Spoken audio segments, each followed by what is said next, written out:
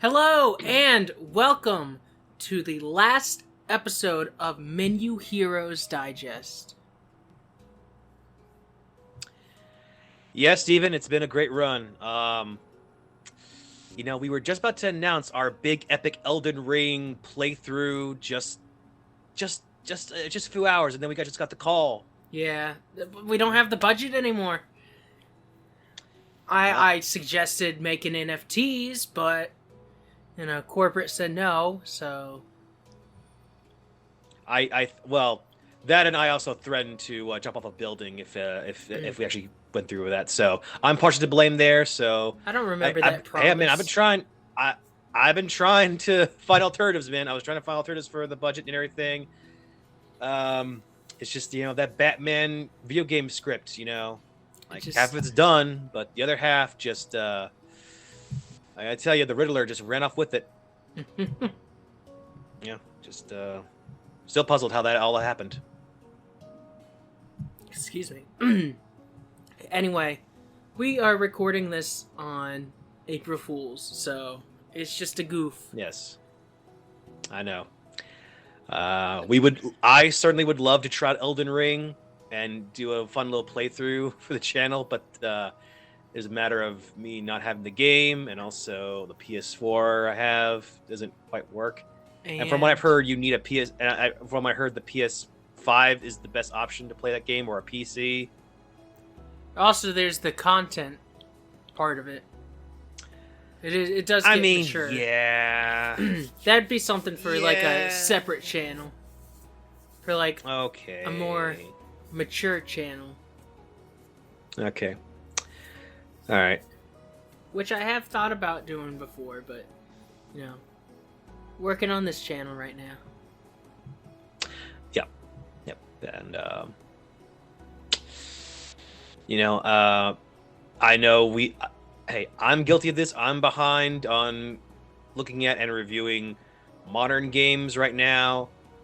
Certainly the one that I've been trying to at least get enough to I can get a full review on is Pokemon Legends Arceus. I have the game. I have not played enough of it to get my full thoughts on it. So far it's good. Mm-hmm. I mean, yeah, I do feel like the graphics could be a little better. That's because literally, the whole world played Breath of the Wild 4 years ago. I played it 4 months ago, so it's still fresh in my mind. So I have to not think of it as this is what I would just want Breath of the Wild, but Pokemon. No, I have to judge it on its own merits, and so far it is good. Just Gotta play it more. Gotta play it more. Yes, I'll get to it. And I'm sure the game that both of us and many others would love for us to try out is the new Kirby game. Yeah. Forgotten Land. I've thought about it. I just don't have it yet. I thought about getting it, and then every terrible thing happened to me and my family. Not every terrible thing, but just a lot of bad things happened. We had our fair share. We had a fair share of rotten luck last week. So financially, I just couldn't find the time or the money to get the new Kirby game. That's understandable. Yeah. All right, so let's go ahead and jump into the show. Yes. So we've got some April Fool's articles or jokes to talk about. Yes. Thought we'd start off light, start out a little fun before we get to the more serious stuff. Yeah. And today's April Fool's, or while we're recording, it's April Fool's. Yeah. So we, have a little fun, have a little goof. The internet's have its own fun, so why not us? Exactly. All right, so let's talk about that Sonic Frontiers Collector's Edition. That's pretty cool. It includes a wooden bath bucket, a Sonic print towel, a waterproof Sega Genesis, a non-waterproof Game Gear, and a rubber duck.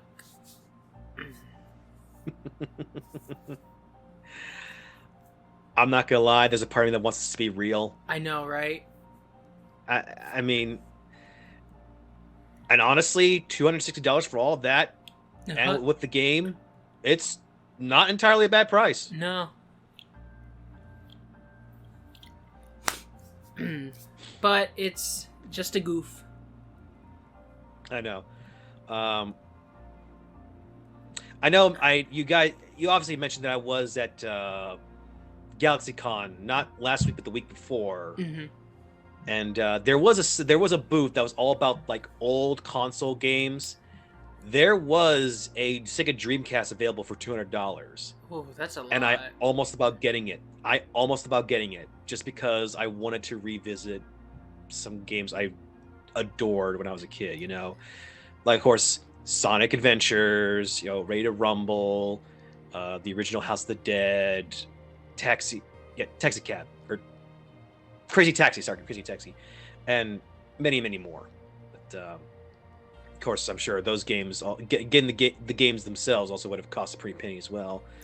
And there's ways around it, but 200 is really steep for a Dreamcast.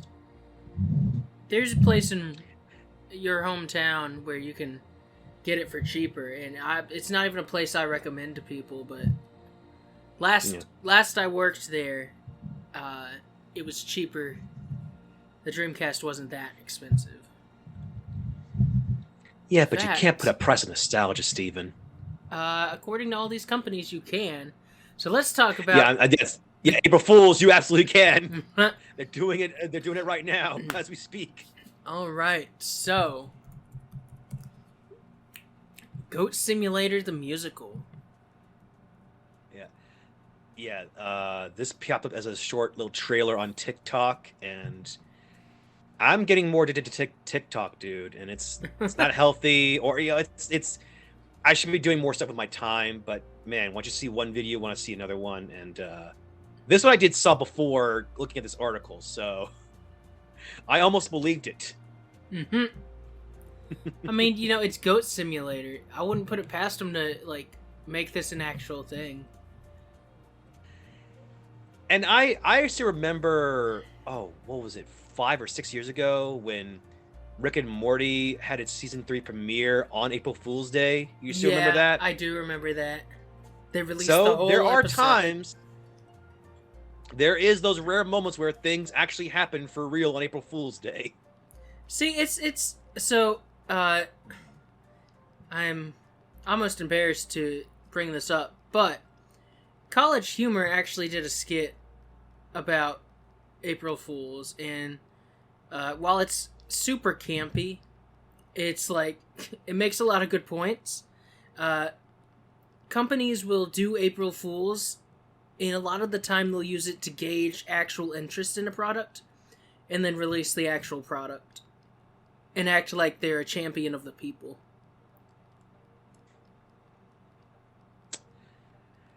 I mean, it's kind of weird, kind of sleazy, but it makes a lot of sense. It does make a lot of sense. It also makes a lot of dollars. All right, we can end the show here, guys. That was it. That was peak comedy. No, what peak comedy is okay. This is not in the Kotaku article we're looking at, but I did see an image of I was looking at some other April Fool's things that happened today, and obviously this is not real, but the very image of it made me recoil. Oh god! There's an image of Butterfinger flavored mayonnaise. Oh no! It just even as a joke, that sounded absolutely horrendous. The worst part is somebody's made that. Yeah. What was it? I want to be like it. It might not taste as bad as it sounds, but oh god, no. Mayonnaise is weird. I like it on some stuff, but the idea of mayonnaise is disgusting to me. But I eat it. You know, I used to be the same way when I was real young. Like, I was somewhat aware of what was inside mayonnaise, and it didn't bother me at first. But it was like one day I had a Philly cheesesteak sandwich, and I had mayonnaise on it, and I don't know what kind of mayonnaise they had for that sandwich, but it was awful, and it made me recoil from just mayonnaise in general. Oh god. I mean, you know, it's really weird. It's an egg sauce. Yeah, well, excuse me, but I will not partake in this. Slander. Yes, I was trying to think some more egg puns, but I'm just not an egghead. That's very unfortunate. I'm just, Nope. You you can know, stop. I'm not an expert on all these Stop. egg puns. Stop. You're fired. I will, if you'll excuse me, I must be on my Oh way. my god. Oh. All right. How many more of these do you want to talk about? There's so many. Well, I think we need to at least bring up because I'm Genshin Impact. I am completely new to Genshin Impact, so I don't Genshin know anything about Impact? this character. Well, no, I don't know anything about Genshin Impact, so I don't really know anything about that. There is, of course, the one after that, the quote unquote Among Us update. Okay. Yeah. Of, This is great. We do have to talk about this. oh yeah, the trailer. I gotta laugh. I won't lie. I laughed a little at the trailer. I never watched it. I ran out of time today because I slept all day. So apparently they reused an old joke about horsey crewmates, but from when the article was originally written until 8 o'clock today Eastern time, so it's over now. You could play a special horse mode by updating to the latest version of the game. It featured a neigh kill sound made by Innerslouth's programmer, and a new kill animation for imposters. I gotta props for the dedication. Love me some dedicated jokesters. Yeah. Oh, you know what I thought would be really funny for April Fools? There's this What? there's this satire site called Hard Drive, and there's a couple other satire sites like The Onion. Okay. I've always thought it would be hilarious if their April Fool's joke was to report on actual news. That would be a twist. Like Having again. the one day of the year where they report actual news and it's not just satire. I get why they don't do it. Yeah. Because, it could lead people to get really confused and think that these are trusted sources. But that's kind of what makes it even funnier. Can I just briefly say one Onion related story? Yeah, go ahead. We love the because I was I was in community college, and I think we were all doing a special report on something, and I think somebody in the class chose to do a report about an Onion article, and I think were aware that they were aware that the thing was satire, but most of the class had no idea because it was about a bakery, a church bakery where all the 7 deadly sins happened all at once at this this church bake-off thing, and some of the classmates honestly believed this was a real story and was so confused by the whole thing. We're trying to find sources, and me, the guy who reported it, and one other person knew. It's the Onion, man. They're making they intentionally make things up, or it's all satire.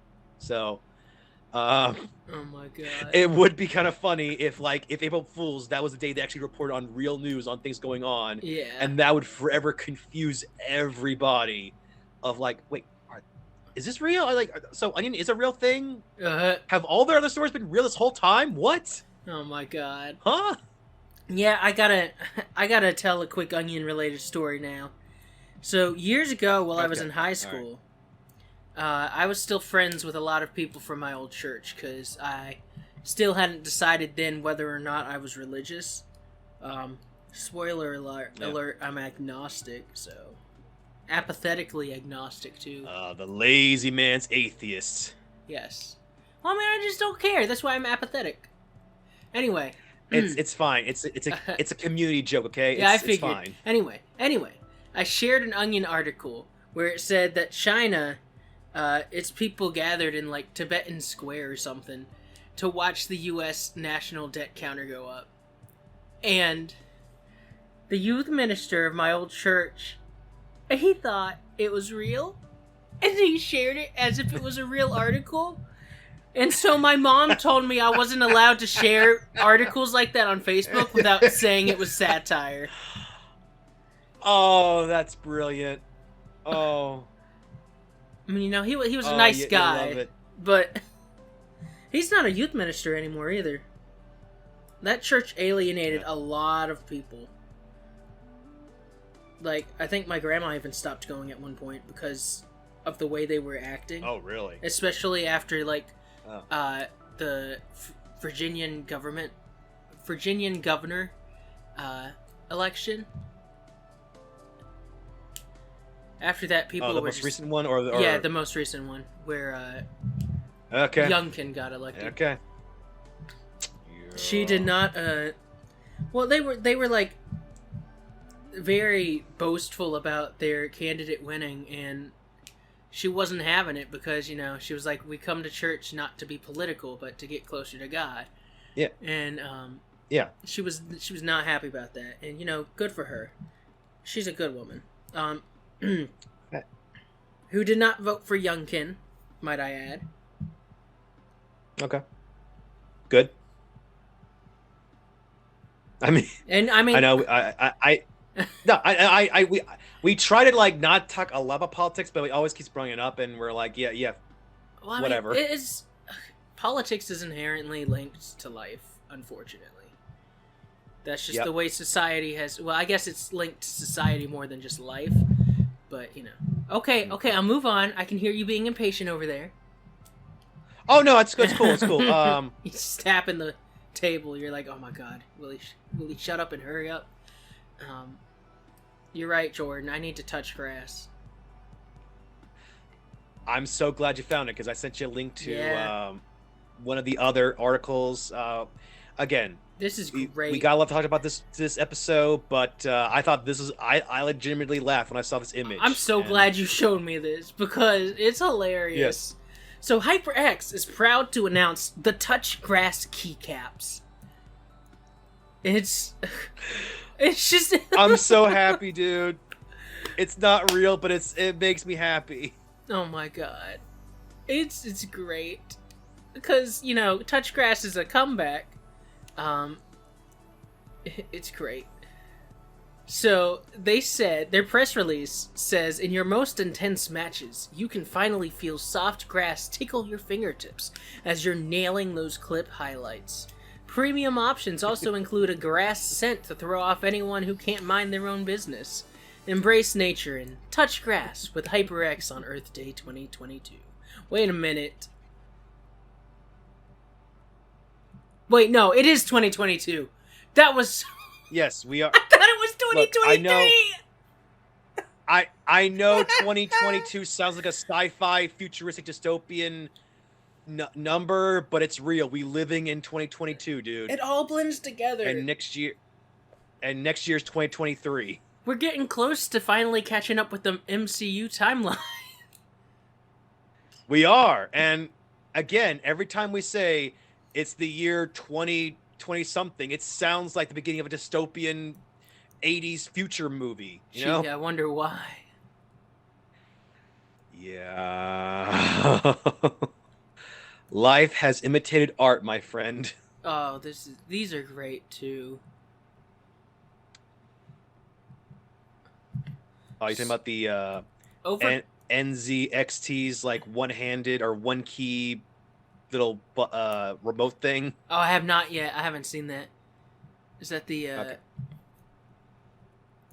Oh, yeah, it's a one-key keyboard, basically. One-key mechanical keyboard. And we're looking at different things. I just realized that. Oh, sorry, dude. I'm looking at Corsair's K1 RGB. So the funny thing is this 1% mechanical keyboard, the one key they use the most in the video is the F key. Yeah. Alright, so let's look at this hand thing you're talking about.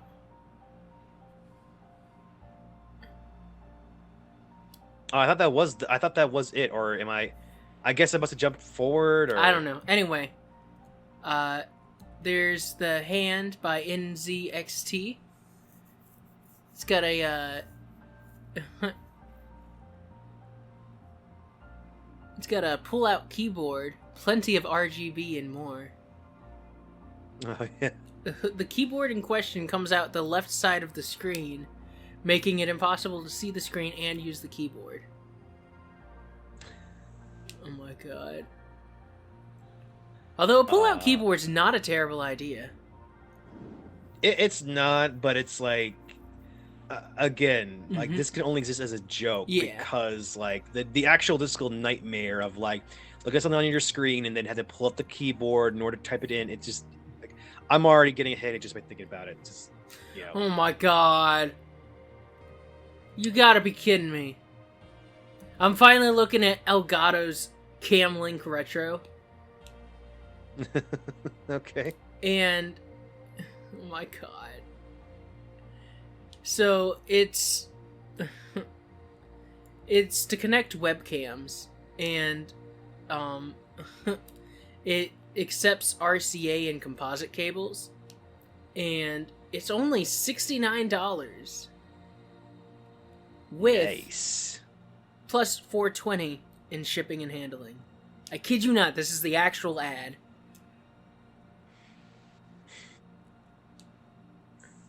I mean, it's low-hanging fruit, dude, but hey, it fits with the day.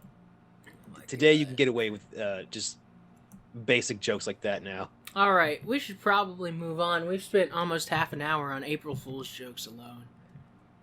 Any last ones you want to mention? Briefly? Oh, was there one more? Well, okay, it's not much of a joke, but just the image of Fire Emblem Three Houses tea set. It's not really a joke, but it's more like a cute little thing. And the tea set, it's nice. It's another thing where I wouldn't mind if this thing existed.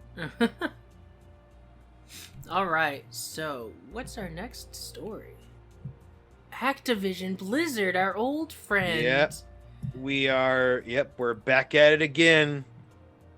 At Activision Blizzard. Alright. That's the crispiest, most disease-ridden cream I've seen. So I only read the first half of this article, so I'll cover that. So, the CAO, the Chief Administrative Officer, Brian Bulatow, emailed all employees of the company today, informing them that, effective immediately, the publisher was removing the mandate for employees working from offices to be fully vaccinated from COVID-19. Now, it is important to mention this was announced on March 31st, not April 1st. Yeah. And so, the Activision union is planning a walkout. The fourth walkout on April 4th in response to the new return plan. They are demanding that the publisher immediately puts its vaccine requirement back into effect and that they allow remote work as a permanent option. And I mean, yeah, it's not crazy. We've shown remote work works. And, you know, if people are saying they're open to diversity, then they would allow remote work as an option. I think it's always confuses me, like, what exactly do companies gain from continuously having, you know, office buildings and having them rent out when they could easily do most of those jobs at home? I don't understand the mentality of that. Because they can control their it's employees. I mean, yes, but also you would think with how much they worry about budgets and cutting costs and trying to ensure like the actual company's getting profit, you would think somebody, at least in accounting, would be like, look at all the numbers here. It says that we could officially make more money and more profit by having our employees stay at home and everything. Like, there's stuff like that. Like, somebody must have talked to them in that speech to help to at least get them somewhat understanding. Well, why there's it's better to just have employees work at home. There's also security concerns. Some of them are legitimate. Because if everyone's working from home, then the chances of somebody revealing stuff they shouldn't or stealing company secrets is higher than if they were, they had to work in an office where they were monitored. But, I feel most, if not all, companies should offer the option to work at home, especially for those who are differently abled. Yeah. And obviously, I recognize that not every company can Yeah. do like from home work because like like my job, which is at a warehouse. Like, Yeah. no matter how much hard I try, there's no way I can like help put up furniture while at home. That just ain't gonna happen. As much as I'd like for that to happen. So places like that, warehouse work, retail work, you're gonna need employees to actually show up at the buildings. I mean, But like, even... when it comes to Sorry. Continue. No, I was just saying, like, but even then, it seems like with a lot of companies, with like tech companies, and with many jobs that can be done, that are done on a computer anyway, it's many of that stuff can be done at home. And while yes, there is certainly the concern of security means and or the idea of employees leaking out information when they shouldn't be. That is a concern, but I also these companies, in terms of like what you were saying earlier about like companies controlling their employees, some of them has already put like software or had put some attachments to monitor their computers or everything or something like that. Yeah. And I mean, there's a lot of other factors in switching to a work from home thing besides just, I mean, it's mostly security stuff. Because if all the employees work from home, then the company also has to invest in VPNs for everyone. They have to make sure they have servers that are reliable. And there's just a bunch of factors, but the biggest factor is that they want to control employees. They want to, they want to keep track of how many times you go to the bathroom. They want to make sure you're working on stuff. Even if you finish everything, you got to be working on something.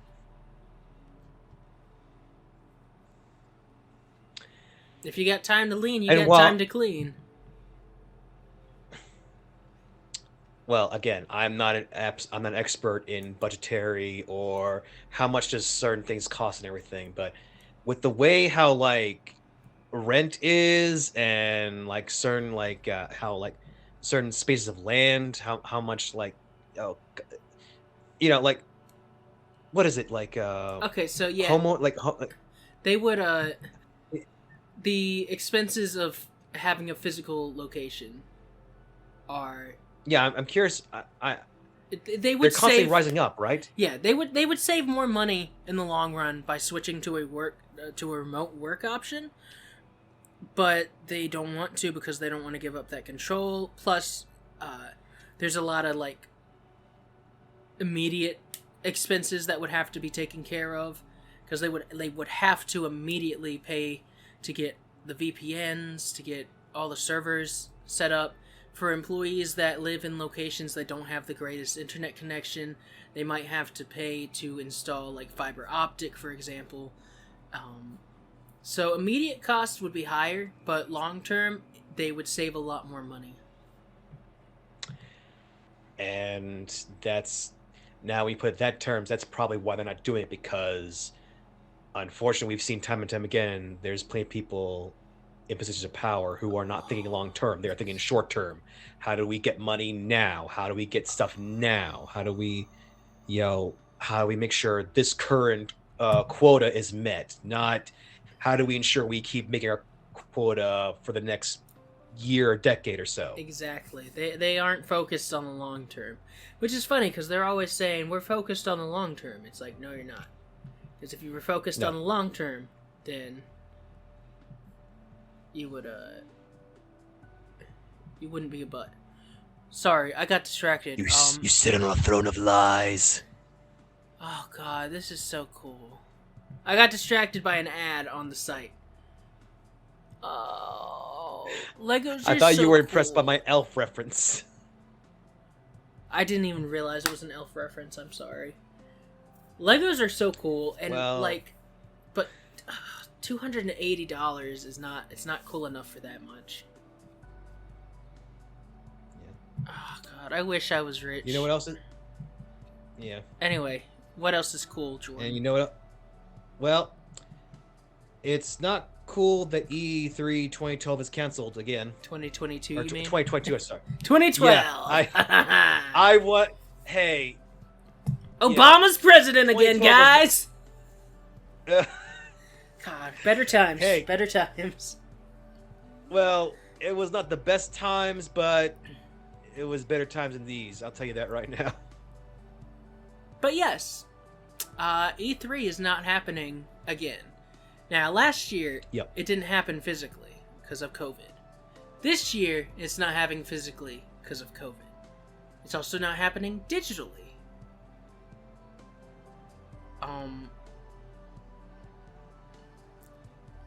They're not holding an event at all, which is weird.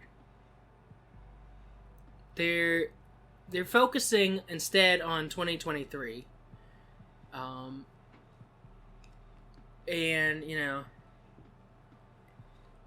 E3 is already struggling to stay relevant with Nintendo's directs, Sony's state of the plays, stuff like that. Yeah. And Yeah.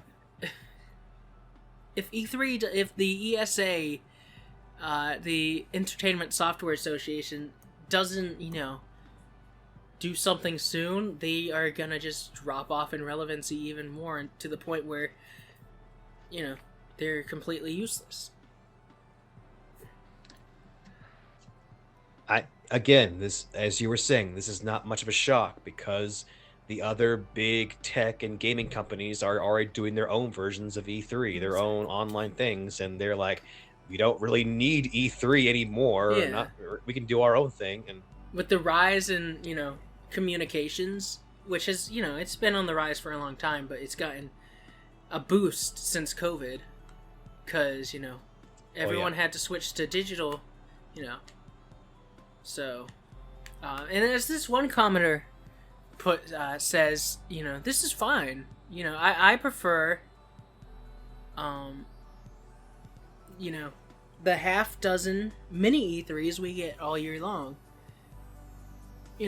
These mini showcases, they're exciting. There's something we get to report on. Report. We get to talk about, basically. And E3 is such a big event, and while it would have been cool to go to one, if it goes away, it goes away. It's not like I'm missing much, after all. well, I guess the one thing I'm missing is that I never actually got the experience of actually going to E3 in person ever. It's like that and Comic-Con, like San Diego Comic-Con. Those are the two that like every nerd always wished to go at least once in their lifetimes, and it's always been like, oh, maybe next year, maybe next year, maybe I'll have enough money to go do that thing. Oh no.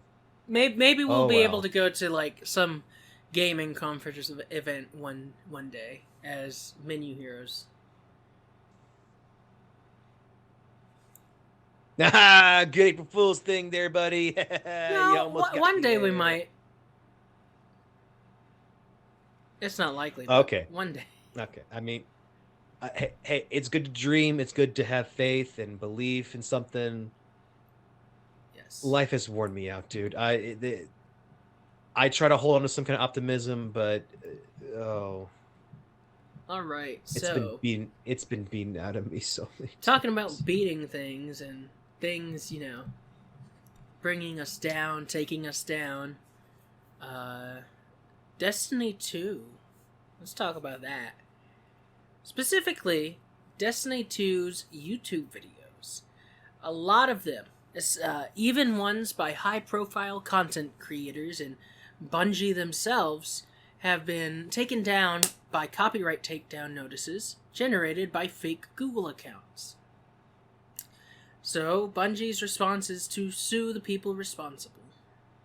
And they have called out YouTube for getting tricked by them. You know, they're right. YouTube shouldn't have gotten tricked by YouTube needs to fix their stuff. I mean, that should be the title. YouTube, fix your stuff, okay? Get your stuff together. You are a massive, multi-billion-dollar company. I think they're even like $1 trillion company at this point. I have no idea. Like there's every single thing tech-wise or anything that lets you play video has YouTube available on it as an app. Yeah. So like you most certainly have the money and resources to try and like, again, your slogan was broadcast yourself.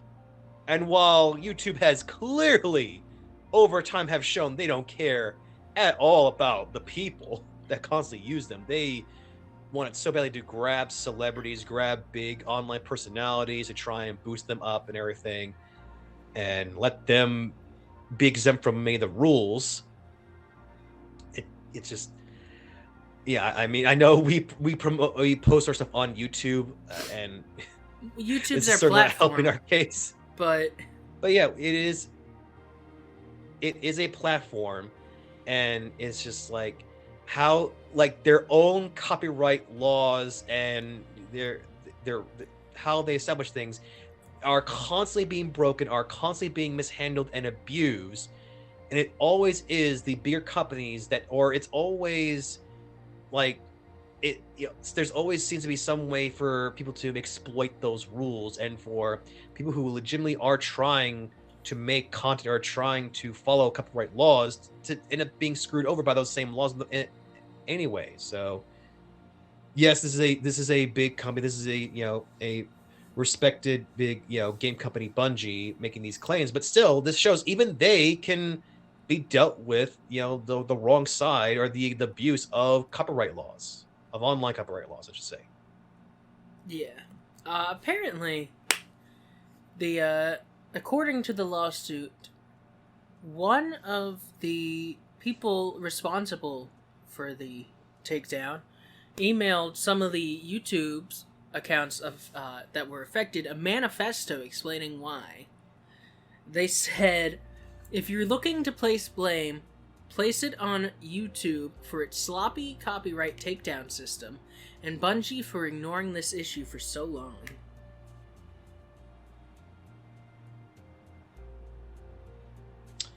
Well, that certainly was a twist. Mm-hmm. I mean, when you said this person had a manifesto, I almost got worried, because we have seen people online use the term manifesto in some very creepy and messed up ways, but this one at least makes some sense. This is someone trying to like give a company like Bungie a little taste of their own medicine. Yeah. Bungie is suing them because they had to devote significant internal resources to addressing it and helping its players restore their videos and channels, an effort complicated by the fact that while YouTube has a form that allows anyone to claim to represent a copyright holder and issue copyright strikes, it has no dedicated mechanism for copyright holders who are being impersonated to let YouTube know about the DMCA fraud. As detailed below, this meant that Bungie had to work through several layers of YouTube contacts before it could adequately communicate and begin addressing the problem. They first contacted the representative for its YouTube account on March 19th, but got an out-of-office response. And that is the story until March 22nd. So again, it's like Bungie had to go through what many YouTubers have go through. They don't wear like any issues or any sort of video takedowns for no discernible reasons. They don't, and they try and reach out somebody. They don't really get much of a human being. They just get like pretty much AIs, pretty much, that are being like, "Hello, we click on the boxes to issue your problems or your complaints, and we will get back to you Eventually. Eventually. Yeah.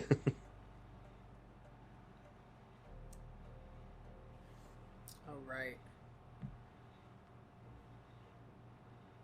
Our next story is Jordan's story to take over. Yay! Because I didn't get through the article. Yes, yes. Again, little break from all the drama. Well, real life drama, and now let's get into a bit of a slice of life, little cyberpunk, little romance drama here with Anno Metallioism. Now, again, I apologize for saying that wrong or not, but again, it's hey, this is a brand new cyberpunk lesbian romance online game that is has some beat 'em up elements to it as well. But again, there's only been like a trailer and a short clips out there, and this is already a game I really want to get a hold of. Now, granted, I have mentioned LGBTQ plus games on our podcast, and I've been saying, man, I want to play them. I really do want to play them, and I honestly do. It's just a matter of finding time and finding where I can play them. Has been my biggest issue, but as I said, this right here, the basic plot line for this is you have is basically so you have main character Anne Flores, a cyber combat specialist seeking for her kidnapped brother. She is more than capable of handling on her own in fights. Obviously, she has by her side a rather chatty, super genius hacker named Ayane Masuno, helping her out throughout the game. And while Anne's relationship with Ayane is hinted at, even in the demo, in the first game, the hacker's adoration for Anne's or On's bubbles over in side missions and boss battles alike. And Anne and Ayane's bond is an essential part of Mutanoism story, and arguably it is most captivating facet about it. Again, if y'all were very disappointed by Cyberpunk 2077, and I know I was, then this smaller little side-scrolling little beat 'em up lesbian romance game, again, from what I've seen, looks adorable, looks exciting, and I'm trying to find the release date and where to find it. I said this looks super fun, and I really want to get hands on it. Does that say? Oh, I think the game is already out. I'm actually look up the release date of it because I know. I'm supposed to be a professional, and it's fine. So yeah, it's available on PS4, Microsoft Windows, and PS5, and it just says the release date is 2021. So last year. All right, wait, has it been? Maybe it's talking about the demo. Okay, yes, it's the demo. So, oh yeah, the release date was it May 16th? So actually in a couple months. All right, great. Okay. And I think it's going to be available. The demo right now is available on Steam, so check it out. Check the demo, check the trailers, all you want. Again, I am very intrigued by this game. I'd love to see the full version of this. You said it's on Steam? Yes, or I think the demo should be at least. Okay, then I'll give that a look after the show. I'm trying to make sure what the ratings is.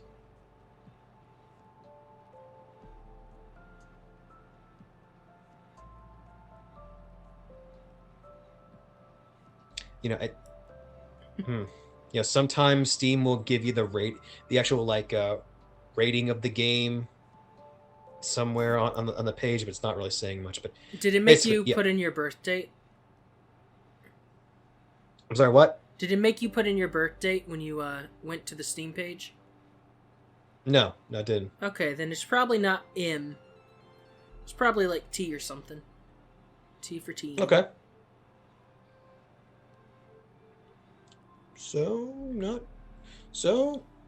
I know what you're. eligible. I know what you're trying to hint at. I know.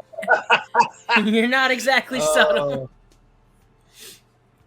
Oh, I had to try, man. I had to try.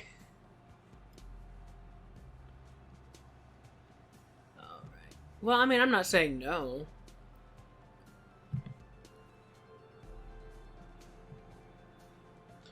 You know something we should absolutely say no to? What? You know the one thing we should 100% say no to Oh yeah, is NFTs. whatever this Bro Falls Ultimate Showdown thing is.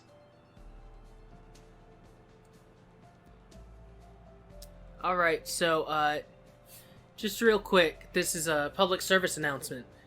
Do not accept invites for the title Bro Falls Ultimate Showdown.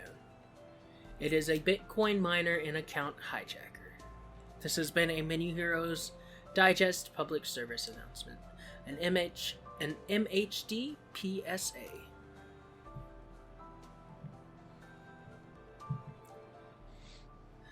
Alright, so this story made me sad because I'm very into the preservation of gaming history. And I mean, this is not the saddest part about the story, but, you know. It's an extra salt to the wounds, is what this is. So, a large, privately owned and operated museum dedicated to retro computers and video games was destroyed earlier this week in Ukraine. Yeah. We lost over 500 pieces of computer history.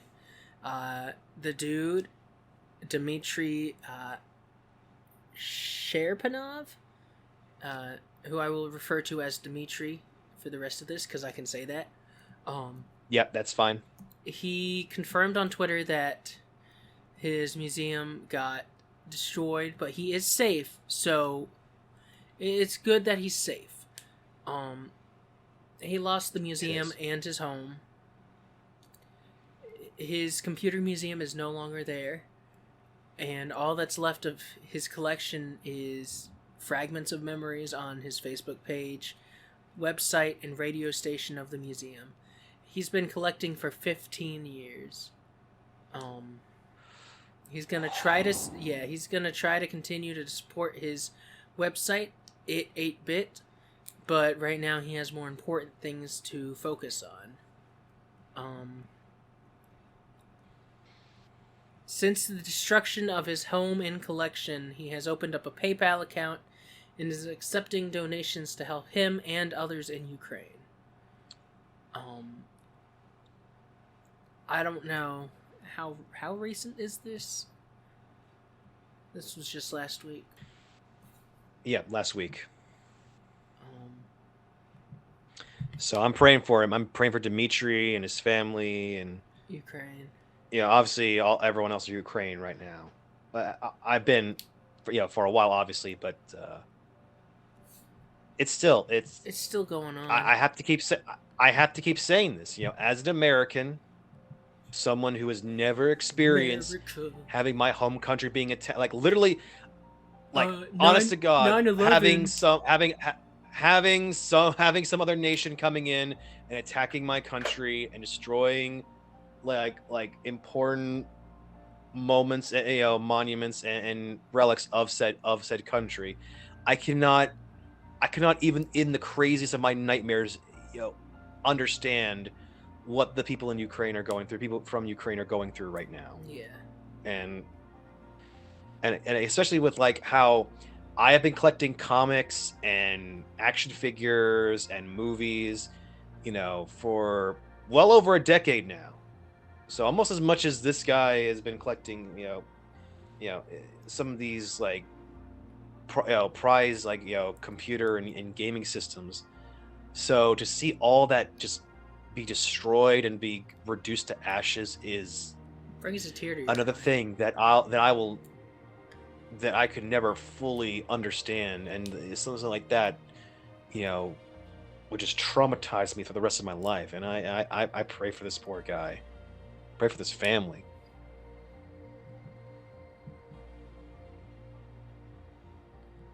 Alrighty. So, let's talk about arcade machines. So Yeah, I'm I mean, sure. there is at least a arcade still around. So long as there is one arcade, that will hold the line. Actually, you know what? We have an arcade here, which is a little surprising considering we're like the butt of Virginia.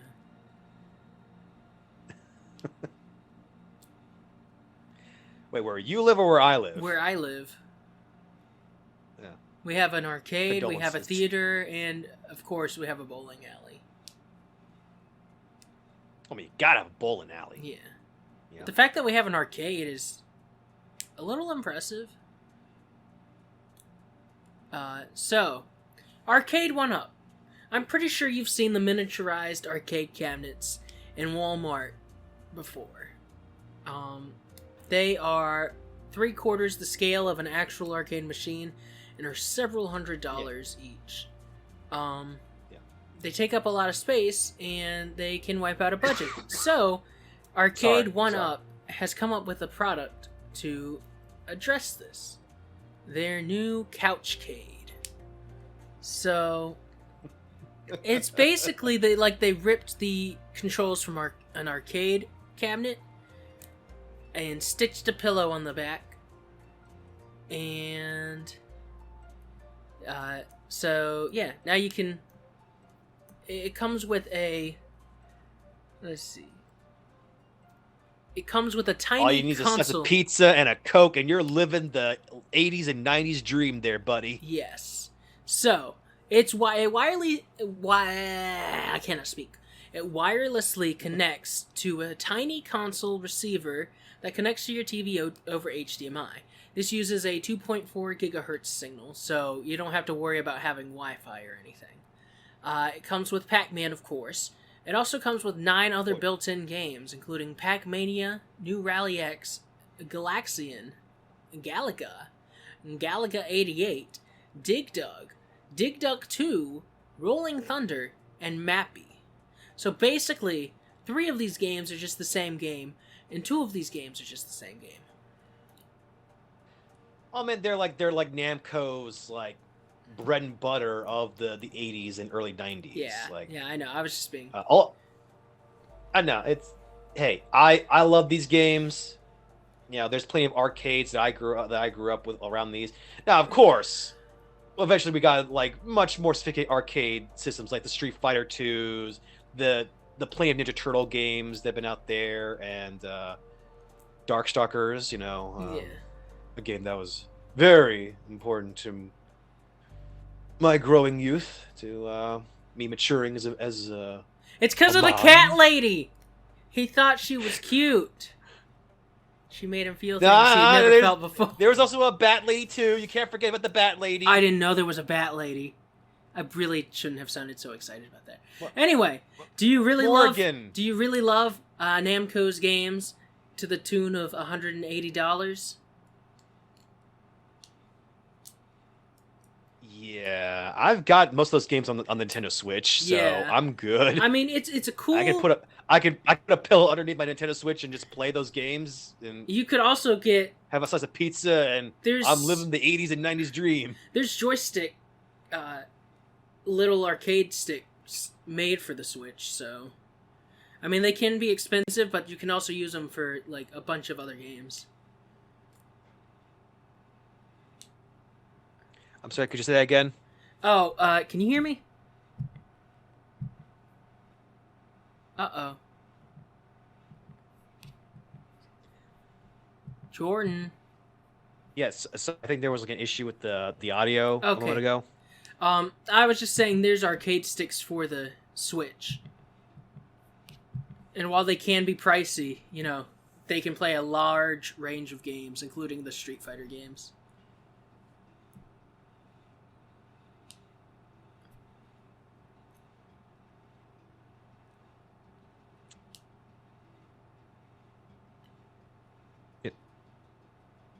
Anyway, I think Yeah, you're cutting in and out there. can you hear me now? Yeah, I can hear you now. Yeah. Okay. That means the microphone is messing up. Oopsie. Oh well. Anyway, that's gonna be it for stories today. So until next time, stay cool. Yep. Y'all have a good night, and please stay healthy. Don't get sick. It's not fun.